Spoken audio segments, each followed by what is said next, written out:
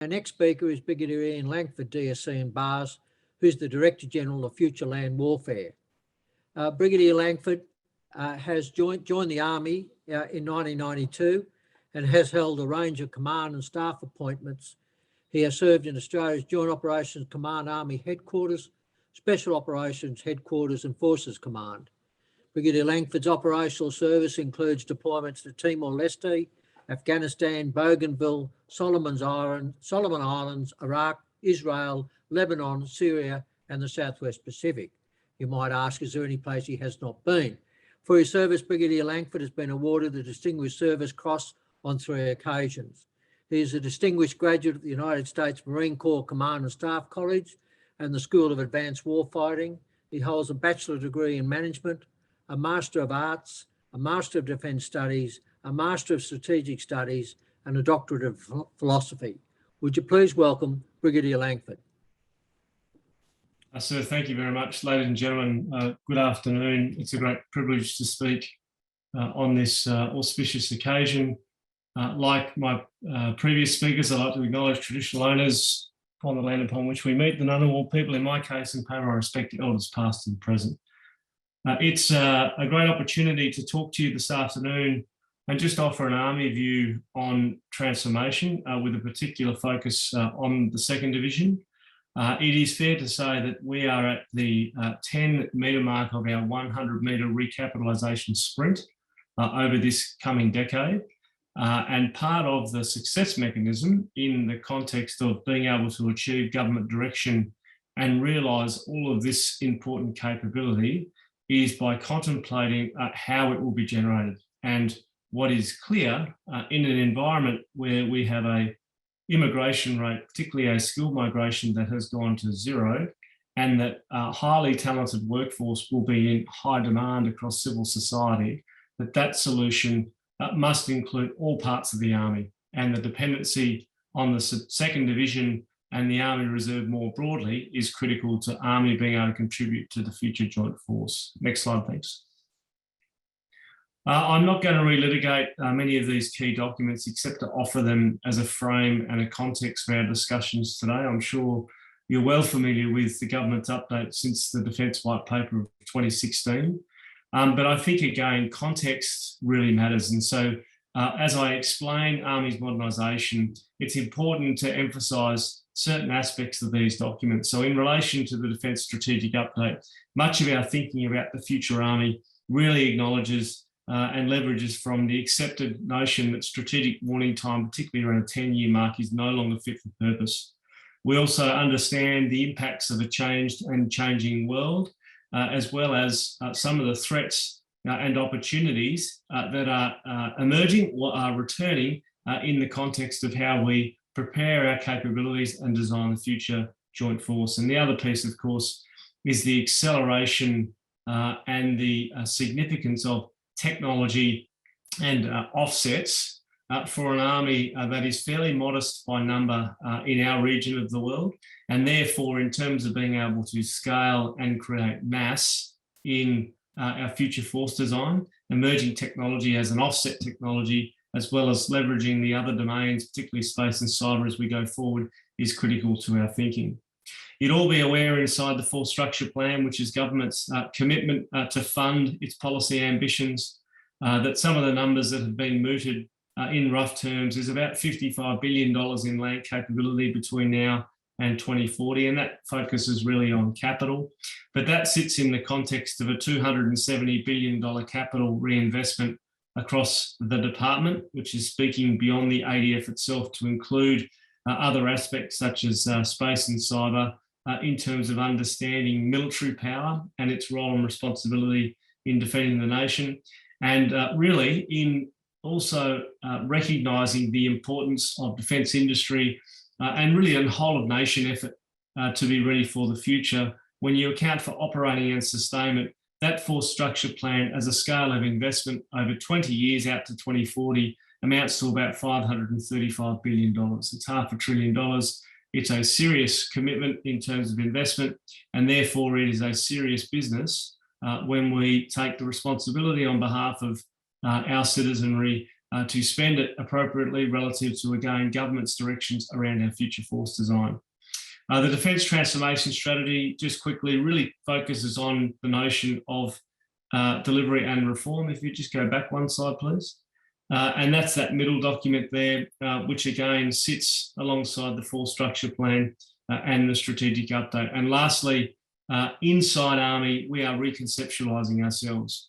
While some of these documents are higher classifications, there is an ability for us in an appropriate way to involve organisations such as yourselves when we contextualise and explain and give emphasis to how we will force generate in order to be operationally ready. And that last document on the right is the current Chief of Army's methodology around requiring all of us to essentially be able to meet the requirements of being ready now. And in the 2nd Division's experience, that applies to things like the bushfire assist and COVID contributions, but then also be future ready. And when I talk about particularly the 2nd Division in about 5 minutes' time, you'll see the emphasis on being future ready by way of anticipating those tasks that will come across Army, but most acutely to the Army Reserve in and over the next decade. Next slide, thanks.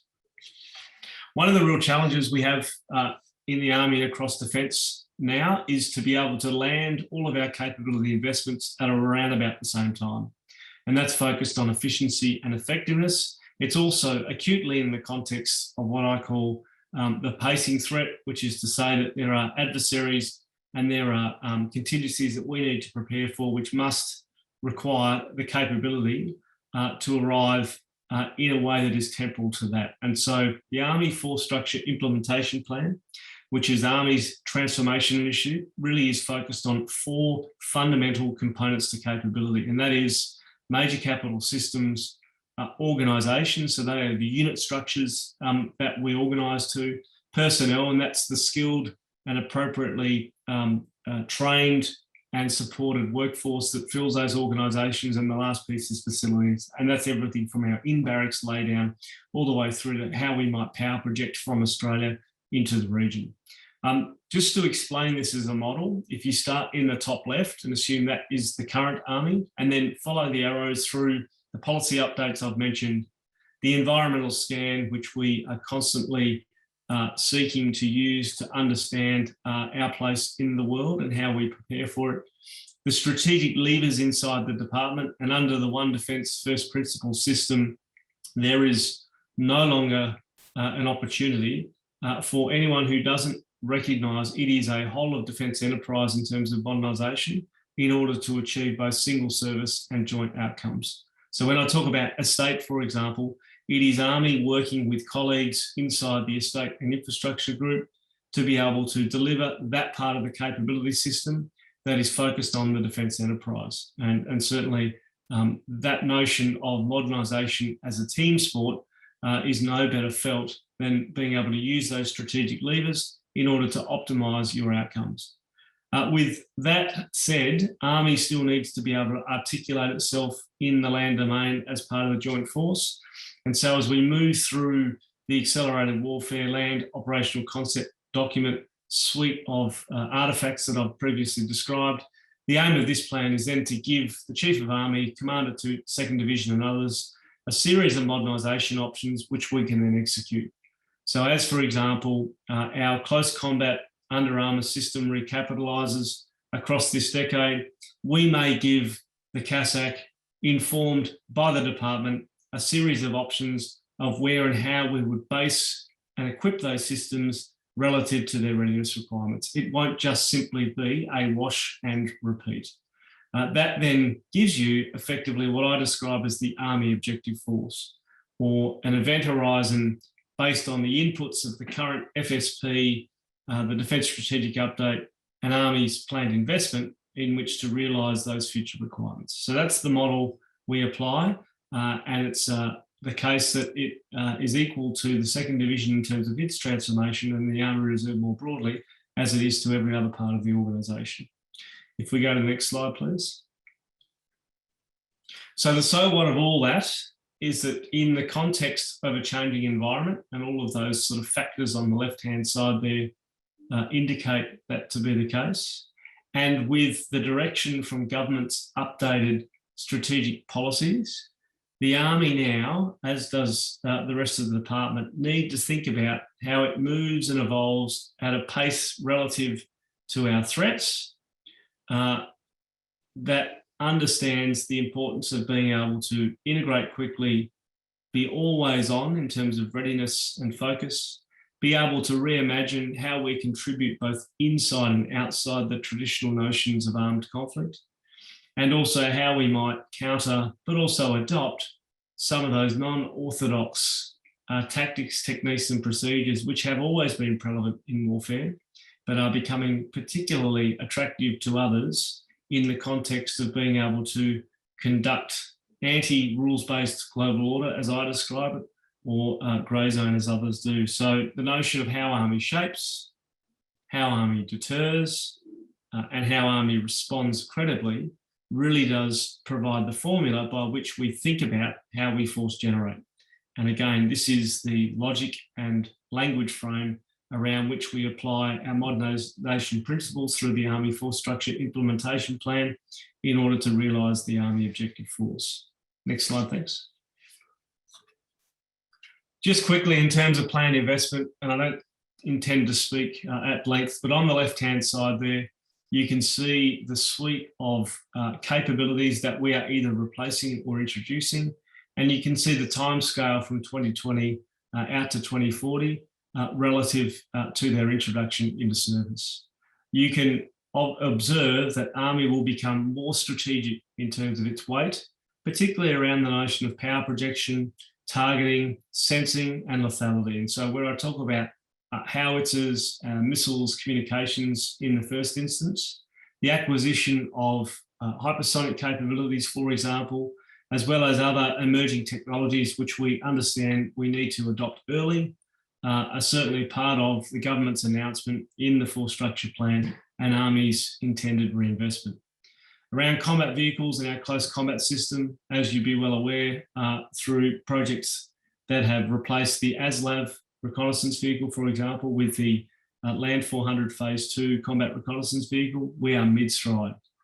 And those numbers and capabilities represent a step change by way of our ability to network, to be able to integrate fires, and to be able to operate in a joint system. The upgrades of tank, of our special operations capabilities and our soldier systems all have relevance in relation to our future force structures, but also as it relates to the 2nd Division, how we might think about both introducing mobility for our workforce across CERCAT to be able to operate those systems in both part-time and full-time units as part of an integrated total force. And then lastly, unmanned aerial systems, the replacement upgrades of some of our helicopter fleet and Army's littoral manoeuvre capability really does speak to the notion of power projection, particularly in the context of deterrence and shaping activities where it may well be the case in order to generate tempo as part of a future force that Army would need to be able to demonstrate an option to independently power project from the homeland into the region, conduct an operation and then redeploy whilst complementing other parts of the joint system to include our amphib and air combat groups in relation to the total joint force. So there is much to be excited about. This is service agnostic in relation to service category, and certainly part of my thinking and the Chief of Armies is how we leverage the total workforce to be able to realise these systems, because we know that skilled personnel with the right capabilities will be the rate determining factor to realise this joint system. We know that to be the case, and therefore new approaches around future capability and how we manage our personnel components become critical. Next slide, thanks. So I've talked about the what, why, the government direction and the planned investment. I'm just going to describe how, and this is again, if you remember that heuristic around the AFSIP, following that arrow to then realise the objective force. And that's the raised, train and sustain force of the future, by which we then derive our operational force structures based on readiness notice for future contingencies. Next slide, thanks. This is essentially the workforce segments on the left-hand side.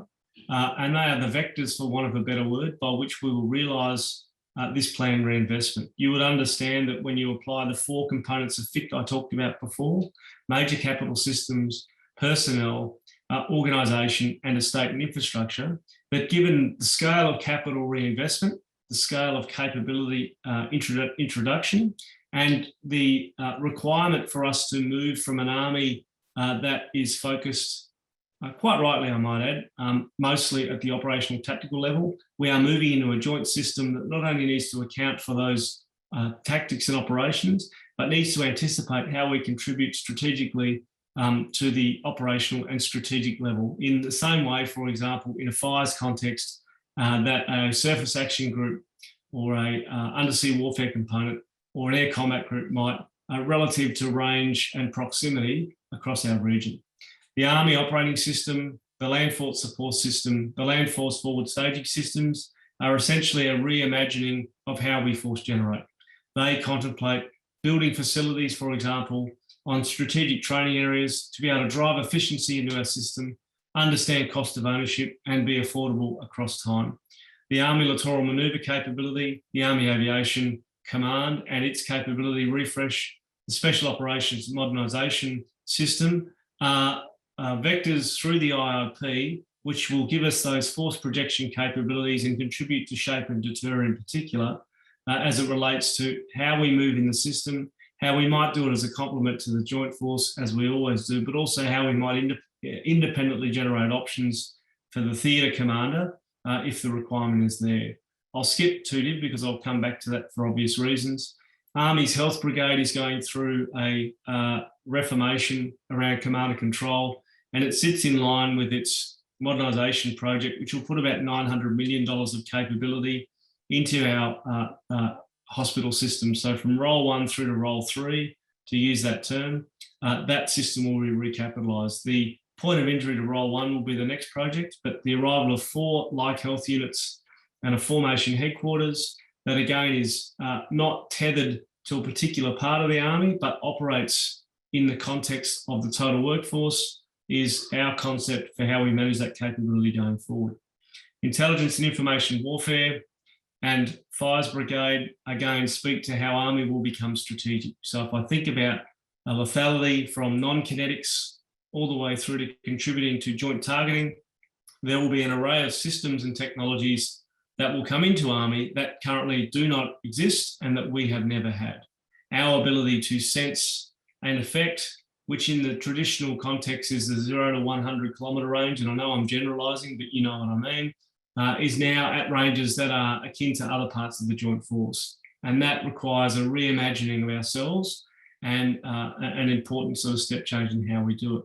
And then the combat brigade restructure, which I'll also touch on when I talk about the 2nd Division, is how we right-size the AOF relative to our ability to raise, train and sustain. Next slide, thanks. Commander 2DIV mentioned much of what is proposed as part of the Army Objective Force. The lessons that we have relearnt, frankly, in the context of this contribution to Operation Code System bushfires has really informed much of our thinking. The operationalisation of Headquarters 2nd Division, for example, for it to be able to generate domestic specifically, but not always, joint task force relative to working within jurisdictions in the context of both call up and call out are good examples of that. The rebalance of the Army Reserve to more fulsomely account for the notion of an Indo-Pacific Army, and by that I mean the directed investments in the 13 Brigade really does speak to some of these rebalancing efforts underway. And 13 Brigade's really first in the order of March, but as General Tomei indicated, we'll re-raise a 10th Light Horse, we'll generate a combat engineer sort of works capability out of Perth. We'll seek to offer different opportunities for civilians to join the Army Reserve and operate inside the 13th Brigade. And then we're also looking to thicken the Circat 7 spine in that area to again bring the kind of assurance that is required to then allow the part-time component of that force to properly generate to its capability requirements. So that is certainly a body of work that is happening. So for those that need to see evidence of the asset in action, 13 Brigade and Headquarters 2 Div are examples of that. Really, Commander 2 Div, as I anticipate he moves into stride into late this year and next, will be again a critical driver of the execution of this plan. But the other thing I'll just reaffirm to you is that the RCIP is an aim point, not an end point. So where circumstances change, where logic is compelling, where leadership are clear in their intent, there is no reason why this can't evolve as well based on information and feedback relative to task and to environment. So I'd encourage you to remain involved, engaged, understand that we as a learning organisation look forward to iterating this plan, enlarging our spectrum of opportunity for this part of the Army and recognising it's important in terms of the Defence Forces modernisation overall. Next slide, thanks. I won't dwell on this, and this slide is a bit of eye candy that I know has sort of done the rounds. This is the current Army organisation down to unit level. You can see the increase of our non-service group, non-Army group contributions on the right, and that's almost, in fact, that is as critical as the Army itself, given that we operate as a joint force as a start point, as well as the elevation of our aviation command and other pieces. You can see the Army at a 31,000 Circat 7 and about a 15,000 Circat 5 and others is really on limits in terms of meeting our capability requirements by way of modernisation, but also operational notice requirements right now. It's okay, but it is under a little bit of stress. Next slide, thanks. Under the AFCIP, and again, I stress this as an aim point, not an end point, the Army Order of Battle is adjusted to comprehend and absorb that increased growth, but also recognise some of the aims and ambitions around our future AFS. Now, again, it's important to understand that this work essentially is pre-decisional. At a department level, the joint workforce and what government will direct is under consideration. So that's to say that this headcount is not reflective of any policy, but this is merely our assessment around future capability and what that might look like. What I can tell you is that those numbers won't be the endpoint. And therefore, the integration of the total workforce, particularly as it relates to 2DIV and the Army Reserve, become the turnkey as to how we realise capability and how we might think about employing other systems across the whole Army. So there won't be a particular flavour of a new technology specific to Circat 7. As a first principle, we are looking at total workforce, and I'm happy to talk about that during questions and answers. Next slide, thanks. And so, ladies and gentlemen, I'll just conclude by, again, thanking you for giving me the opportunity to speak to you today. I'll just reinforce that this plan is an Army contribution that is executing government intent to realise the future Australian Defence Force. And it's in that context that we look at our 4 major capability systems around personnel, organisation, infrastructure and capital to achieve that. And we know that in terms of the Army that we have today, the 4 structures we have today, which are very effective and have never failed, frankly, in delivering our operational requirements, need to change to anticipate government direction by way of future investment, but also being able to respond to the challenges of a changing world over the next 10 to 15 years. And again, I'll pause there and I look forward to the discussions after my brief. Thank you.